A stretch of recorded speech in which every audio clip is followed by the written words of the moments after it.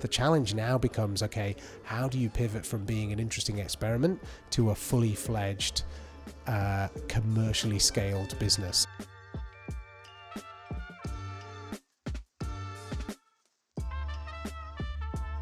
So we're a clean tech company. We've been around about 5 years. We build specialist microreactors that use non-thermal plasma to synthesize a range of chemicals and materials.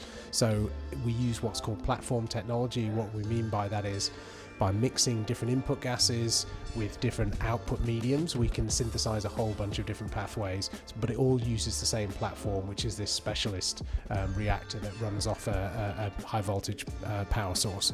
So yeah, we're really trying to pioneer a cleaner future by decarbonising these really hard to abate sectors. We can treat water treatment, we can treat PFAS in water, we can create materials such as graphene, gallium nitride, we've produced hydrogen peroxide, methanol, but it's this ammonia family and particularly nitric acid that's our most advanced product basically.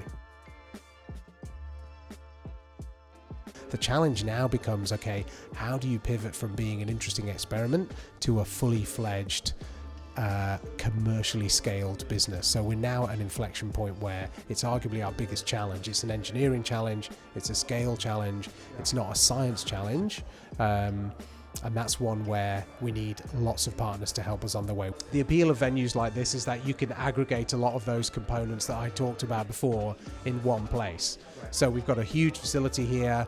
It's going to have cutting edge equipment in here. There are, just within a stone's throw of here, 300 plus very highly qualified process engineers.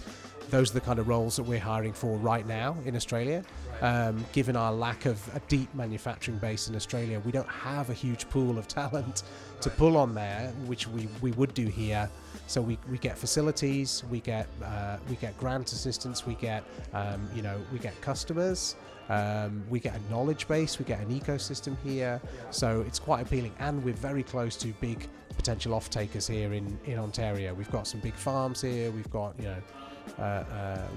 we've got a big economy right across the border in the US.